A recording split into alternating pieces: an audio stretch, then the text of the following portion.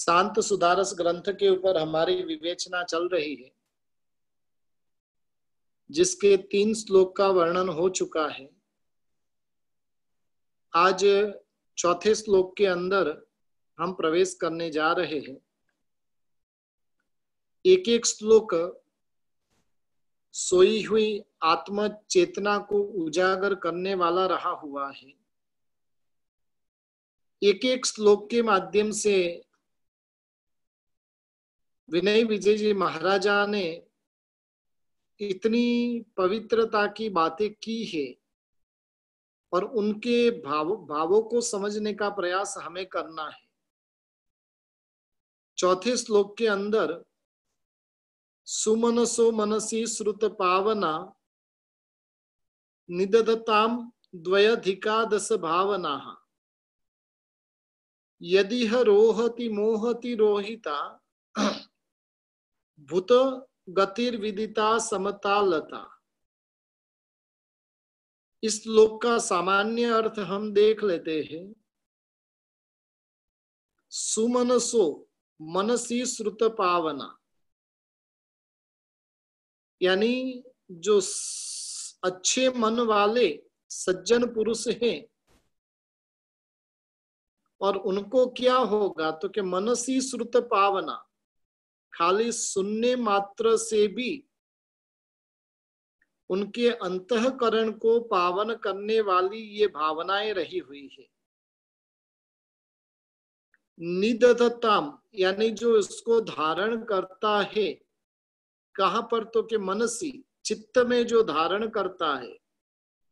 द्वयधिकादश भावना, द्वयधिका दस, द्वय अधिका यानी द्विअधिका, 2 ज्यादा ऐसी 10 भावना, यानी 12 भावना को जो सज्जन पुरुष अपने मन के अंदर धारण करता है, उनके अंतःकरण को पावन करने वाली ये भावना रही हुई है। यदि रोहति मोहतिरुहिता,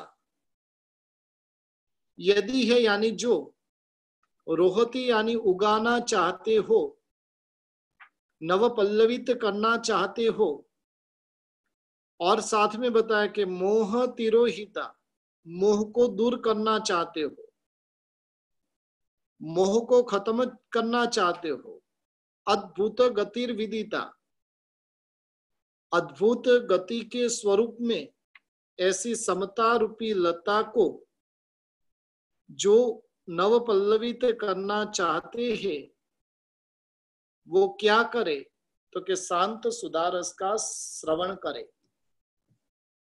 और इस प्रकार से इस गाथा का अर्थ हुआ, यानी विनय विजय जी महाराजा ने कहा कि हे पवित्र मन वाले सज्जनों, सुनने मात्र से ही अंतःकरण को पावन करने वाली ये 12 भावना है, उसको तुम क्या करो, चित्त में स्थापित करो।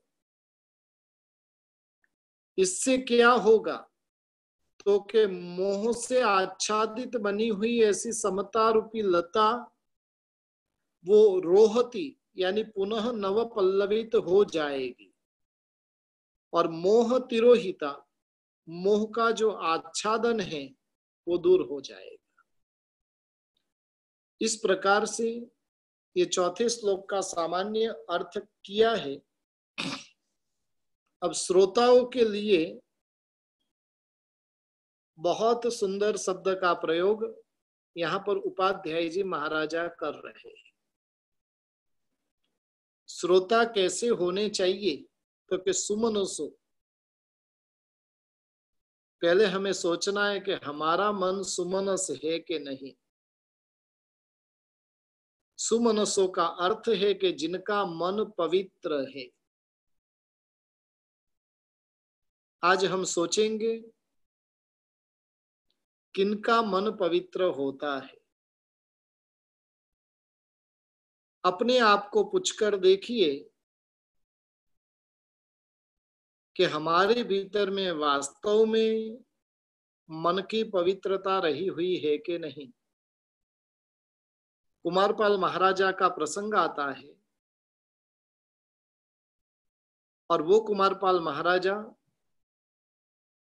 यदि मन से पाप हो जाते तो उपवास करते थे,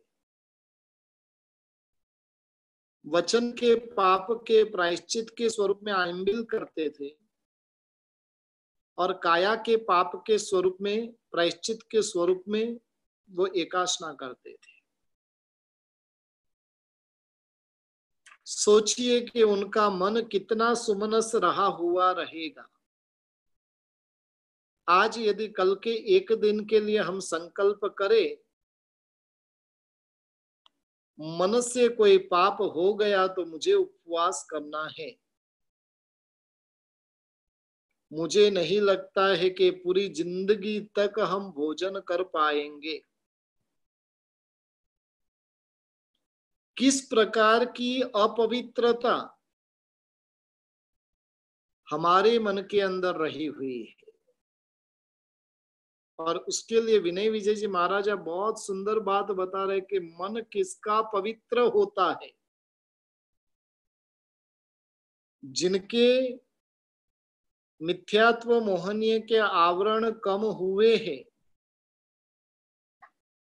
जो जीव मंद मिथ्यात्व की भूमिका में आया है, जो जीव ग्रंथि भेद के निकट में पहुंच चुका है, जो जीव अपूर्वकरण करने की तैयारी में है, और वैसे जीव का जो मन होता है वो सुमनस होता है।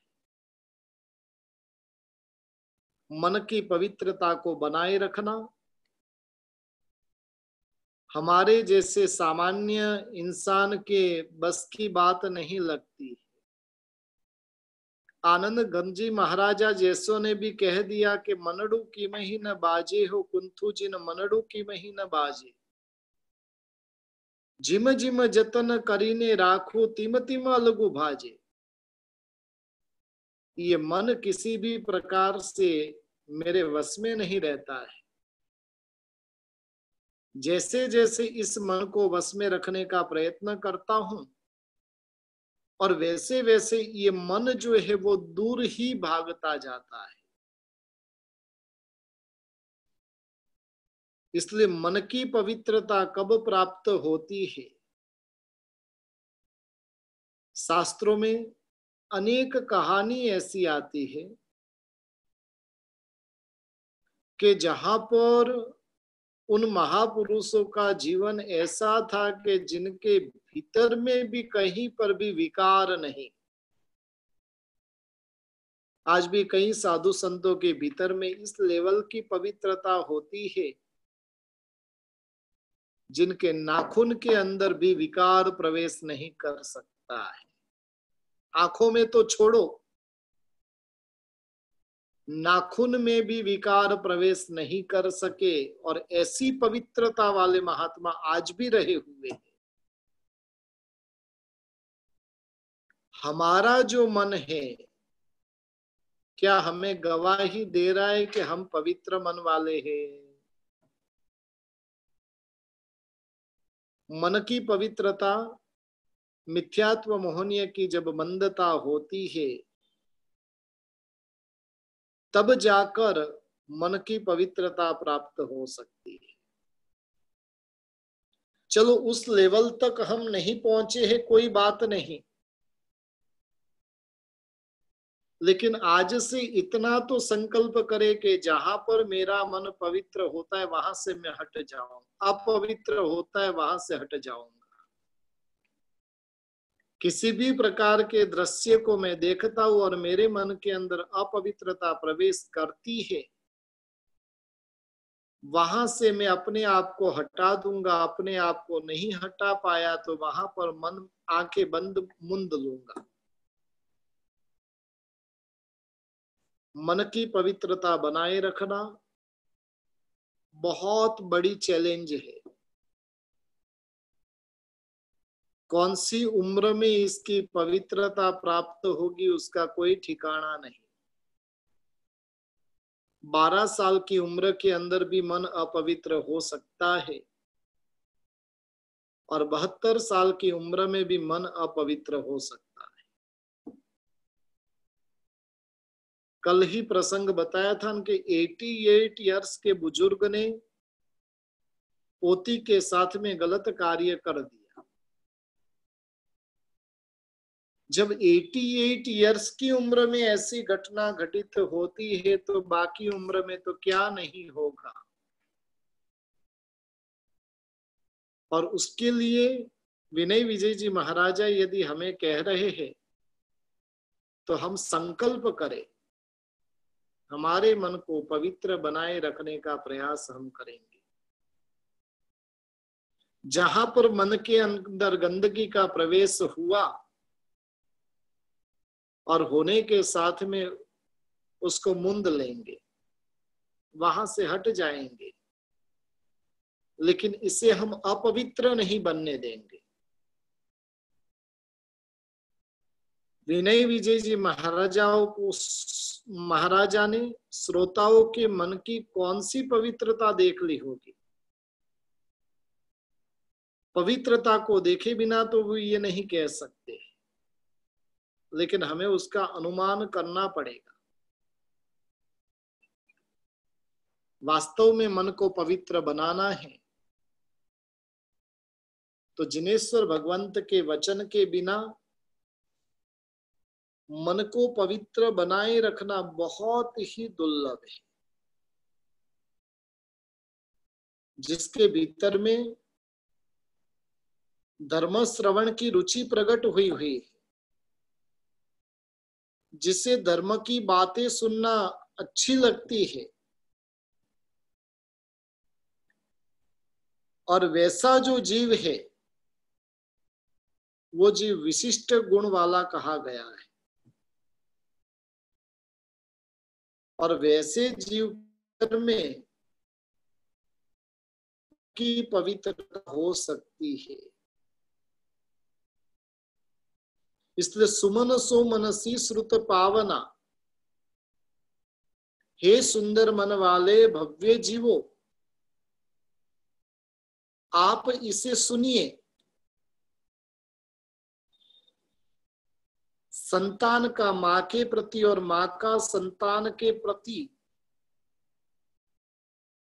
जो भाव रहा हुआ है, जो संबंध रहा हुआ है, वो संबंध पवित्र है। हालांकि इस संबंध को भी अपवित्र बनाने वाले इस दुनिया में बैठे हैं, लेकिन फिर भी ये संबंध पवित्र गिना जाता है। भाई बहन का संबंध जो दुनिया के अंदर पवित्र कहा जाता है, गुरु और शिष्य का संबंध पवित्र कहा जाता है। जिस संबंध के अंदर कहीं पर भी विकार वासना के लिए प्रवेश नहीं, जिस संबंध के अंदर कहीं पर भी अपवित्रता का स्थान रहा हुआ नहीं है। कुछ लोग ऐसे हैं कि ऐसे पवित्र संबंधों को भी अपवित्र करने का कार्य कर रहे हैं। लेकिन जिनका मन धर्म भावना से भावित हो चुका है, जिनका मन धर्म को सुनने की रुचि वाला है, जिनके मन के अंदर देवगुरु धर्म ने स्थान जमाया हुआ है, और वैसे व्यक्ति का मन फिर भी पवित्र हो सकता है। आप सबको शांत सुधारस सुनने की रुचि क्यों प्रकट हुई? और उसके लिए विनय विजय जी महाराजा बता रहे कि कुछ न कुछ भीतर में अच्छाई पड़ी हुई है। अच्छाई पड़ी नहीं है तो अच्छाई को प्रकट करने की भावना है, और उसके लिए उसे धर्म की बातें सुनने की रुचि प्रकट होती है। लॉकडाउन के अंदर कोई लोग भोगों की पराकाष्ठा में पहुंच गए हैं, और कई लोग ऐसे हैं कि योग की पराकाष्ठा में पहुंच चुके हैं।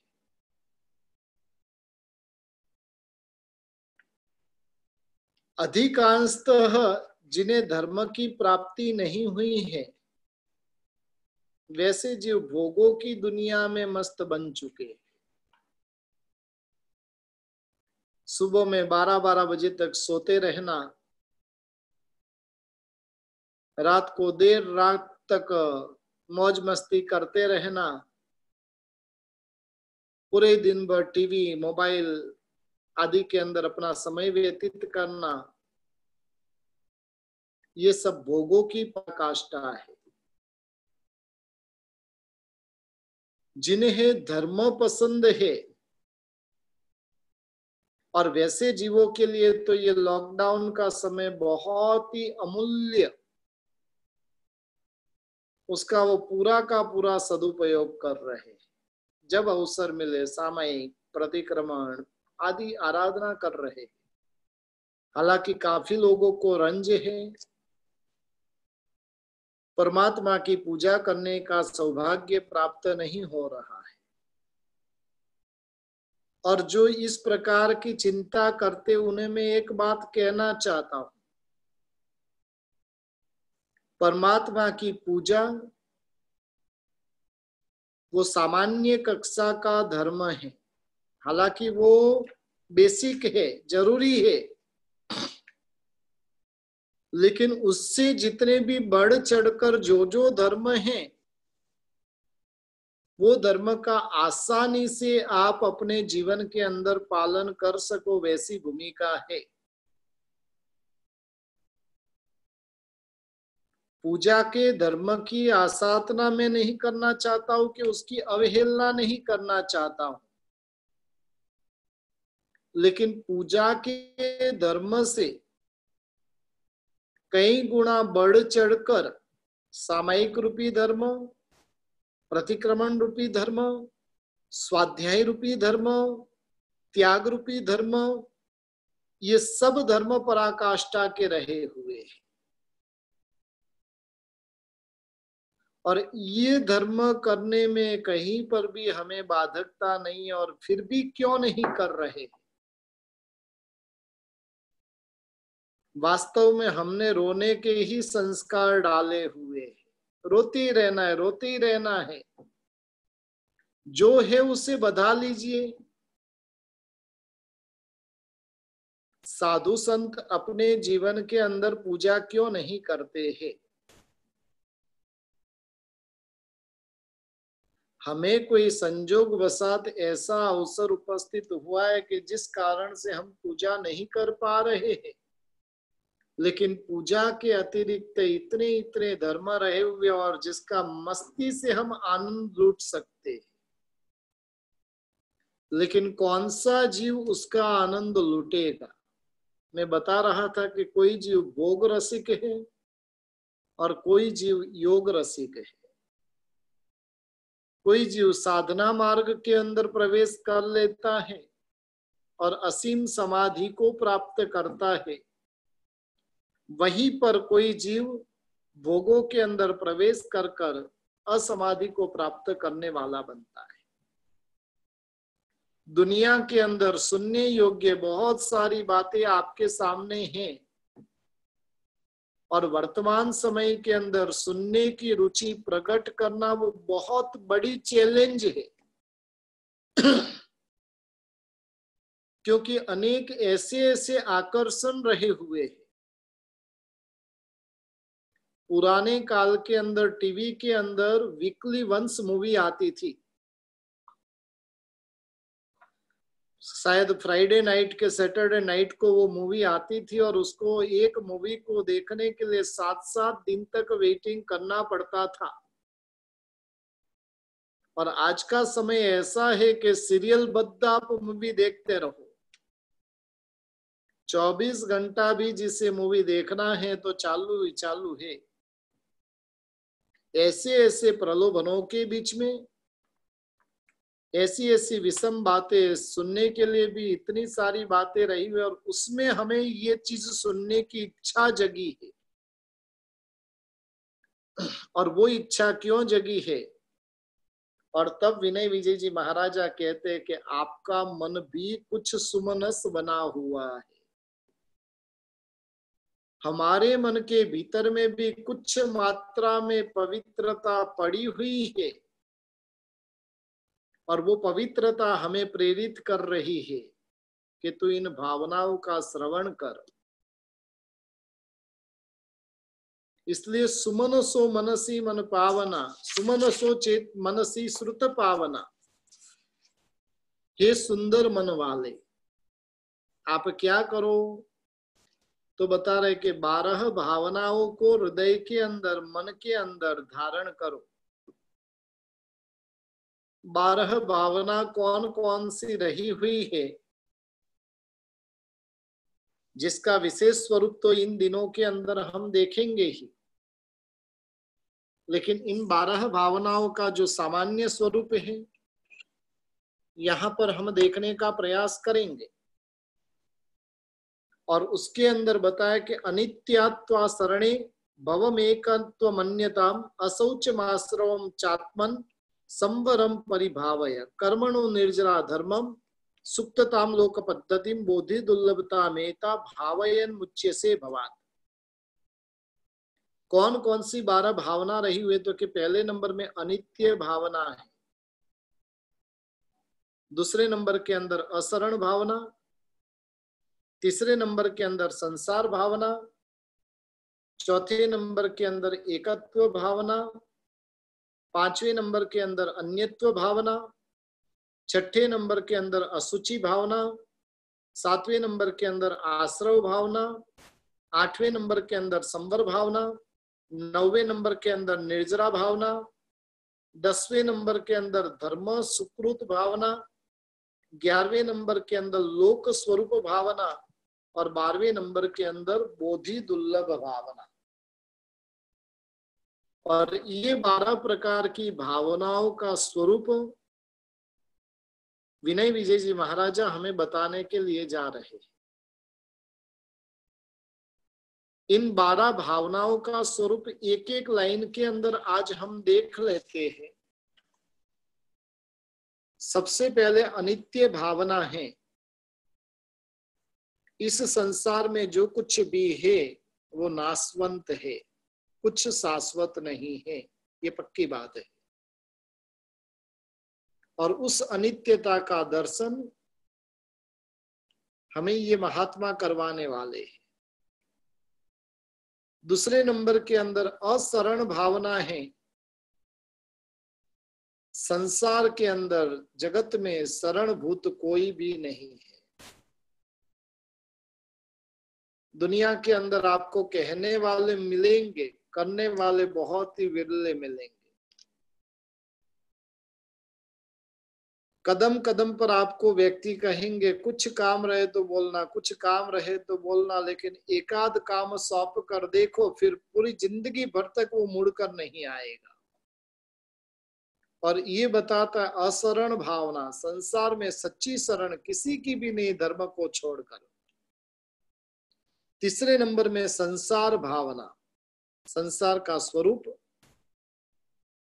कितना विचित्र रहा हुआ है, कैसे कैसे संबंध इस संसार के अंदर जीव को करते रहना पड़ता है।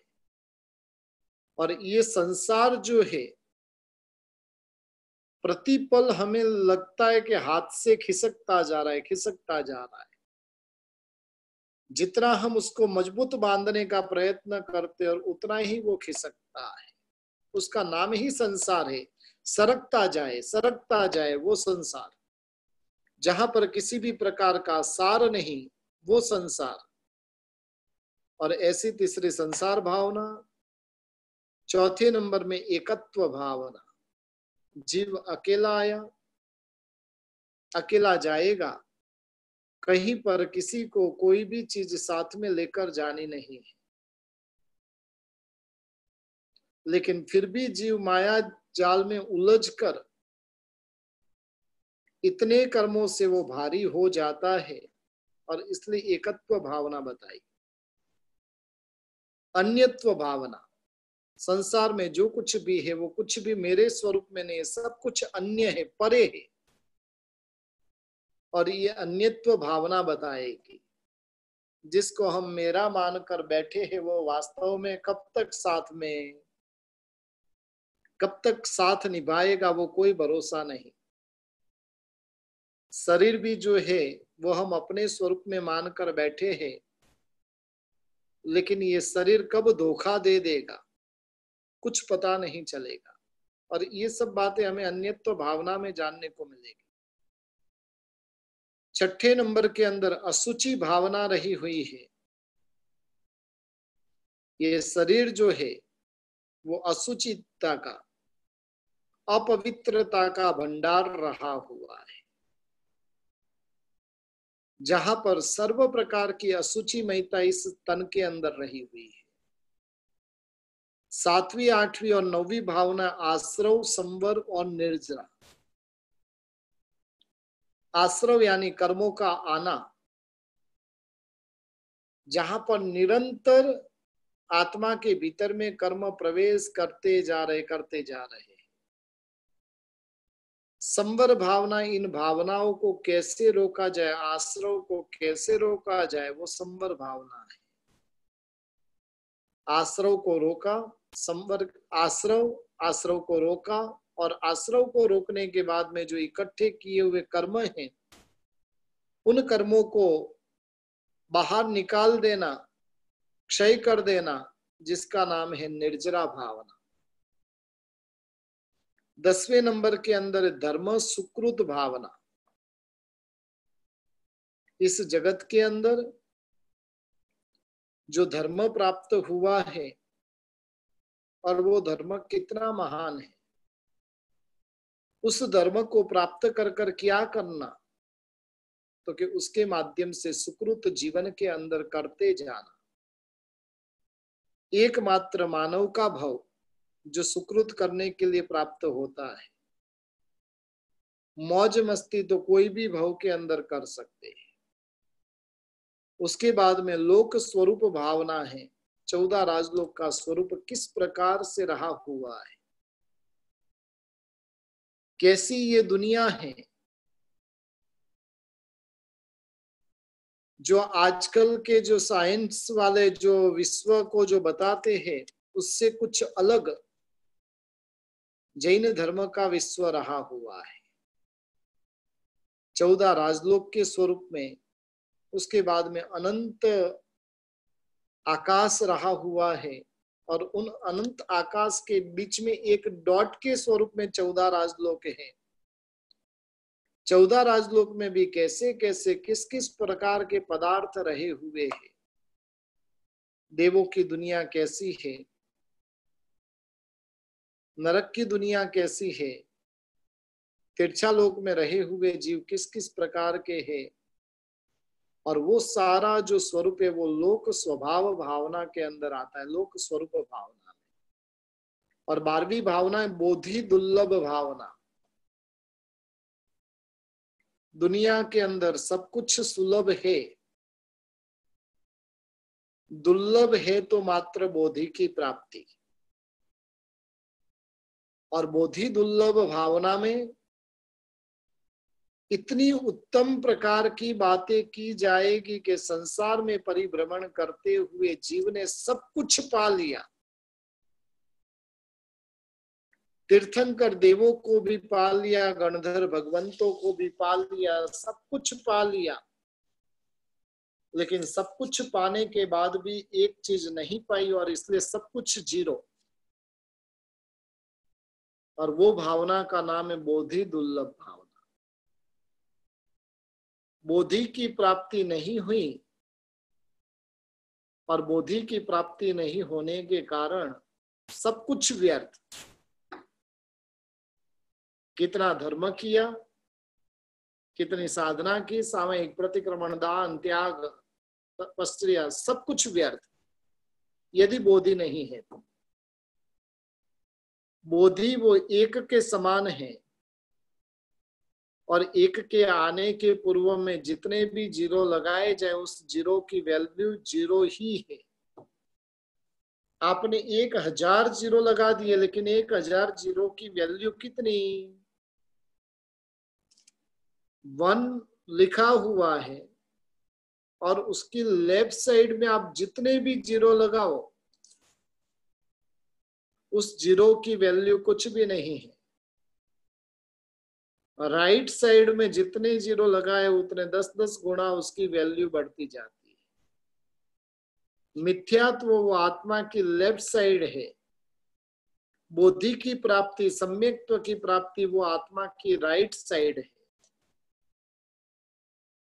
और जीव के अंदर जब राइट साइड में वो प्रवेश कर देगा, एक छोटी सी आराधना विशेष फल को देने वाली बनेगी। छोटी छोटी बातें वो आत्म कल्याण को कराने वाली बनेगी। बोधि की प्राप्ति नहीं और मासक क्षमण के ऊपर मासक क्षमण कर रहा है, फिर भी उसकी वैल्यू 0 है।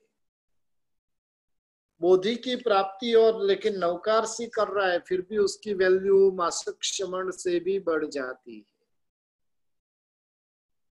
और ये सारी बातें जो है 12 प्रकार की भावना के अंदर विनय विजय जी महाराजा करेंगे। और इसलिए वो क्या कह रहे हैं कि इन भावनाओं को मन के अंदर धारण कर लो, और जो अपने मन के अंदर ये 12 भावनाओं के स्वरूप को धारण करता है, नय और निक्षेप के माध्यम से, द्रव्य गुण पर्याय आदि के माध्यम से, उसकी सही समझ जब भीतर में प्रकट होती है,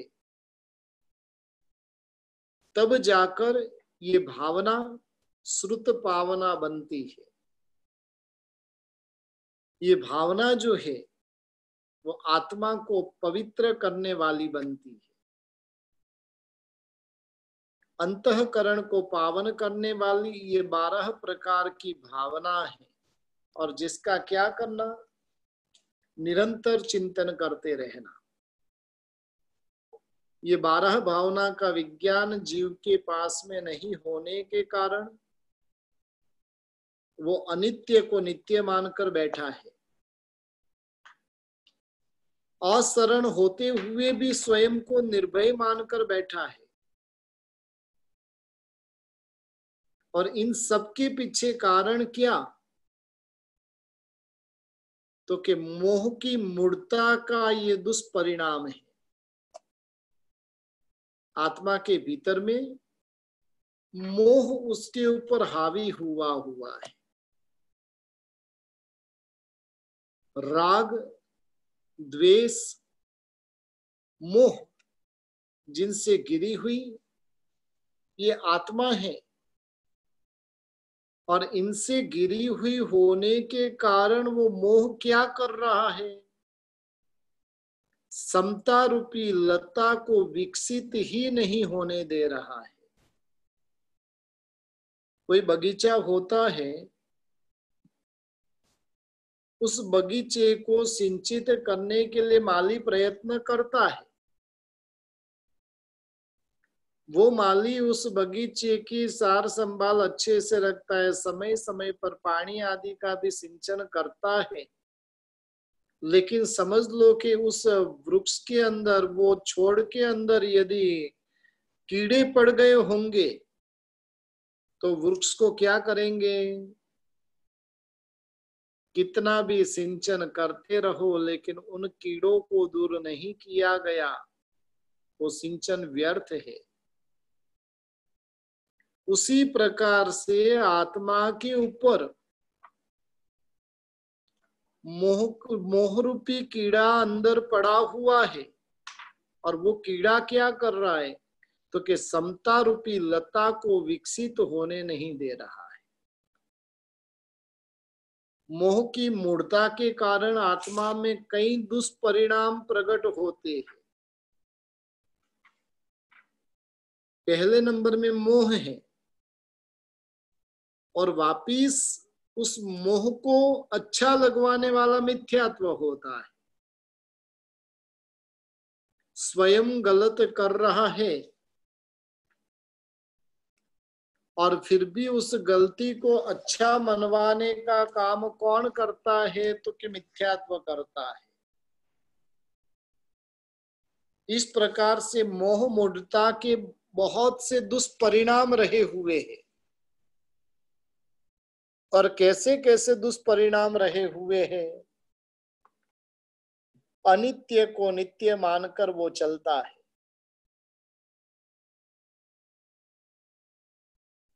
जगत जो है वो अनित्य है, लेकिन फिर भी वो अनित्यता के अंदर भी हमारे परिणाम क्या है?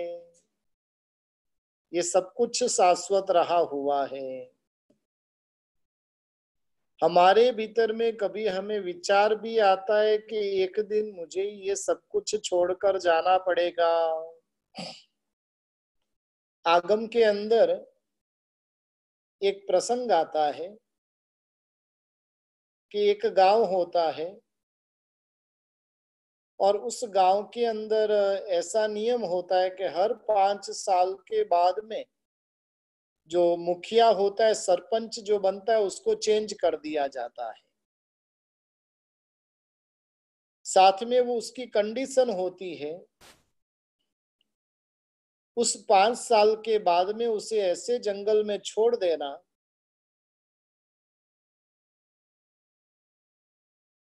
जहां पर जंगली जानवर आकर क्या करेंगे? उनको खा जाएंगे। और वैसी जगह पर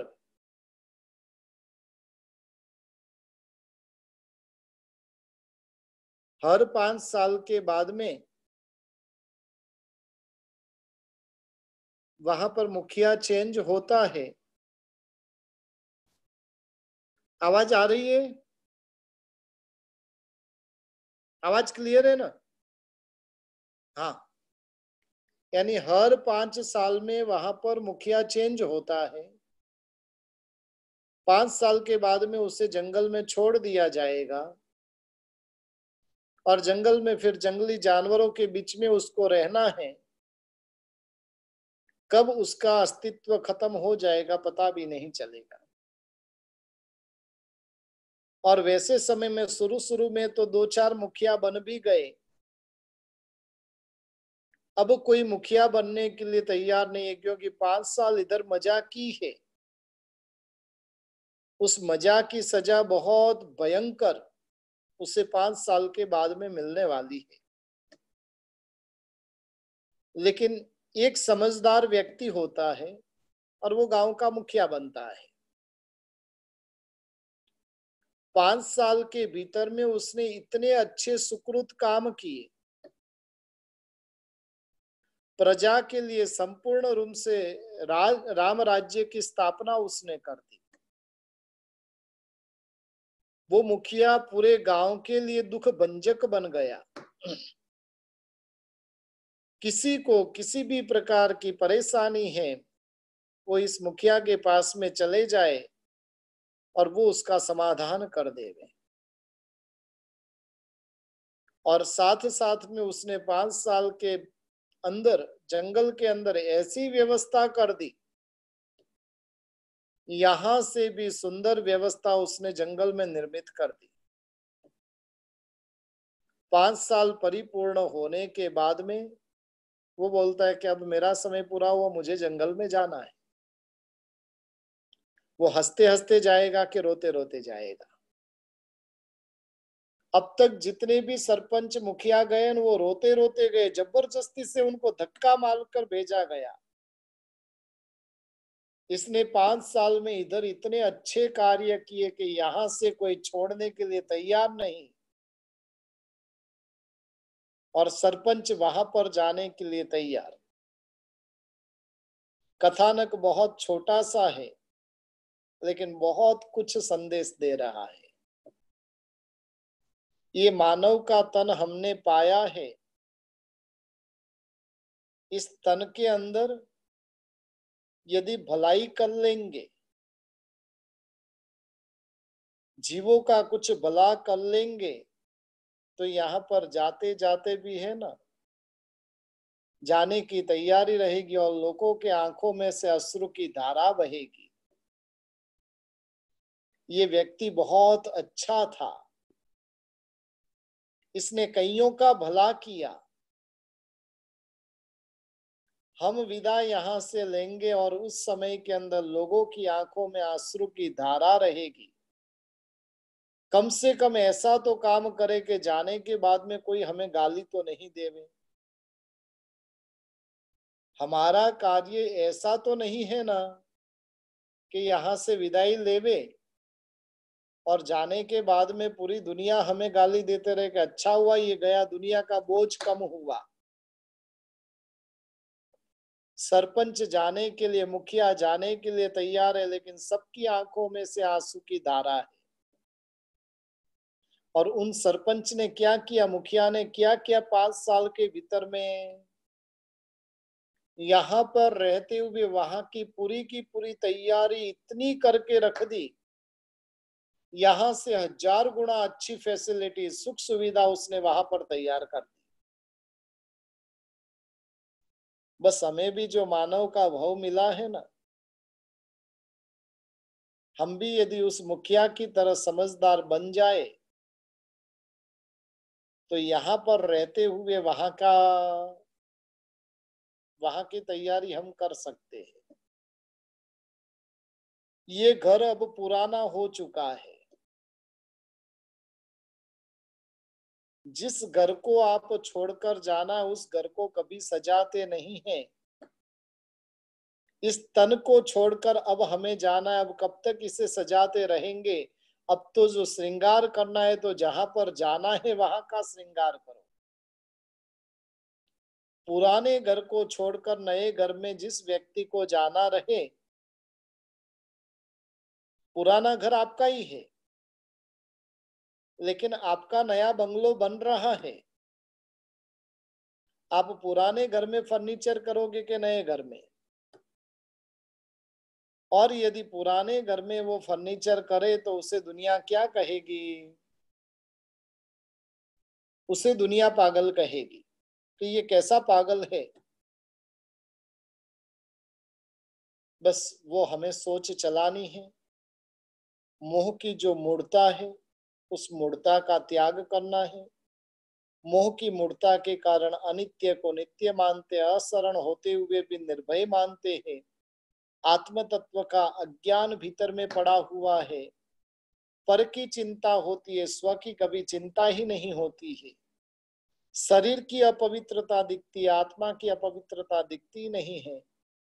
जिसे आश्रव का ज्ञान नहीं है, जिसे निर्जरा का ज्ञान नहीं है, जिसे धर्म के प्रति उदासीन वृत्ति है, और ये सब मोह की मूर्ता है। इसलिए विनय विजय जी महाराजा कह रहे कि मोह की मूर्ता को त्याग करो, और जब मोह रूपी मूर्ता दूर होगी तब आत्मा के भीतर में समता रूपी लता की प्राप्ति होगी। अब जिसे समता को प्राप्त करना